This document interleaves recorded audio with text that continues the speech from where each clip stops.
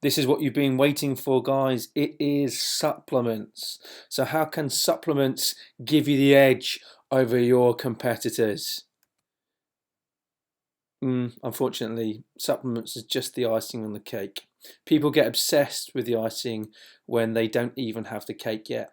So we need to make sure that we are following all the information I've spoken about earlier on in the previous lectures, because without those, you could take all the supplements in the world and you still won't be able to perform at a high level. So we always take that food first initiative. So make sure that you're getting the right amount of food in from quality sources before we even think about taking protein shakes and creatine and things like that. So if someone was a a nutritionist, someone that's had a previous background, studied for a master's degree or a PhD in nutrition, what they would talk about is making sure that you get the majority of your food from a whole food diet. Okay, then you might look at sports nutrition. So when we're talking about hydration levels and isotonic drinks and things like that, and then you might, that tiny little triangle at the top is when you might be having things like creatine, protein, branched chain amino acids, beta alanine and things like that. What the supplement industry wants you to think of is to look like this jacked guy, jacked AF chap over here. What you need to do is you need to be smashing loads of protein, loads of creatine, getting as much of the BCCAs in as possible, and then you don't really need very much of the whole food diet. You can potentially just live on protein shakes. Unfortunately, guys, what that's going to happen is you're not going to get the right micronutrients in your system. You're definitely not going to get the right amount of fiber in, and you are going to suffer as a result. So we want to go for a food first diet, whole foods first, and the tiny little bit at the top would be made up of our supplementation.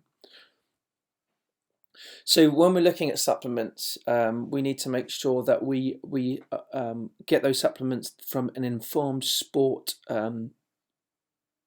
background.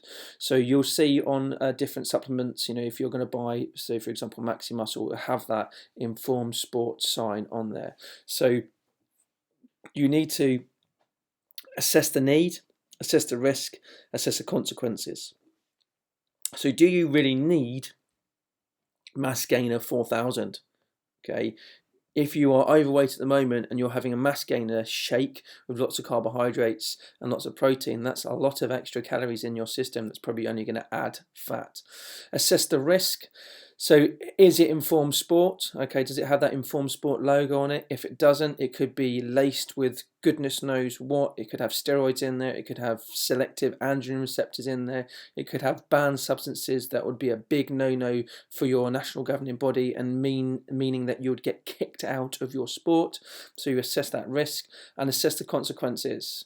So if it is, if it's not informed sport, okay, the consequences could be that you would no longer be able to take part in the sport that you love. So again, the good thing about informed sport is it minimalizes the risk of that supplement being tainted. It evaluates a whole load of brands. It's batch tested. However, it does not ensure that that supplement is safe. So we do want to go for informed sport, but it doesn't necessarily mean that it is 100% safe for you to take. So guys, I hope you enjoyed the nutrition series, the series of lectures and presentations that I've put forward. If you are interested, you want to learn more about it, you can ask me in our lectures, or I could provide one in a little bit more detail. So without further ado, I hope you enjoyed it. See you later.